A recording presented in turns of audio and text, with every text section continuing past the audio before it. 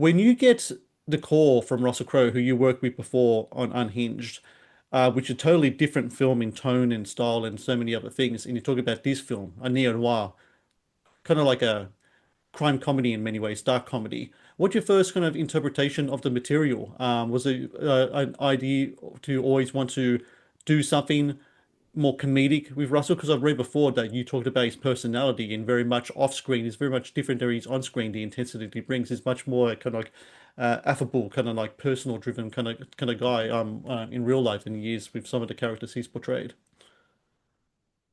Yeah, I mean, getting to know him off screen, off camera with Unhinged, obviously very intense character when the camera's rolling, but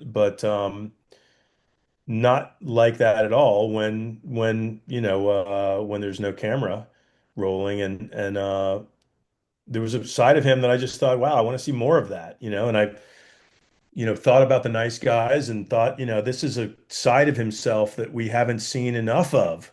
Hmm. We've seen a little bit of it, from Shane Black a while back. It's been quite a while now. And we weren't specifically looking for something that he could showcase that side of himself in. But when this came up, it just seemed like a perfect opportunity. I do find it always funny when you get an old school guy like Manco in this movie trying to do something like guided meditation. Um, because I can foresee it in many ways because my father came to Australia from Croatia in 1969, old school guy himself, and I can't see myself recommending a meditation app towards him as well because he would just ask the question like, why am I doing this? Well, what's going on here? I got better things to do in my Yeah. time, kind of thing.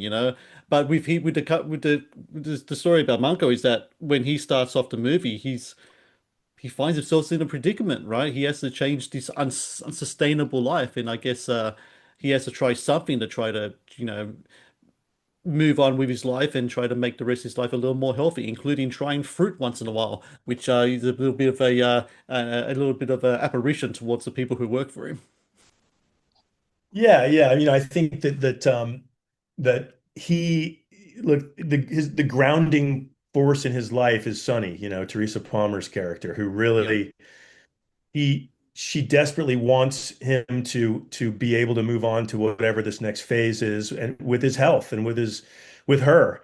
And I think that based on what happens in the beginning and his sort of new edict that he's got to kind of de-stress a little bit, get a little healthy, whatever, in terms of trying to make sure he can be there going forward.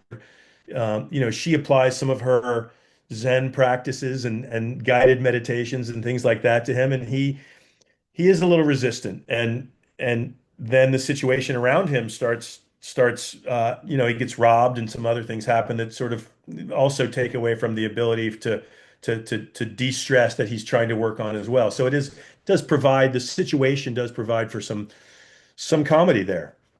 Thank you for watching the Matt's Movie Reviews channel. Please subscribe for more reviews, podcast interviews, and exclusive content.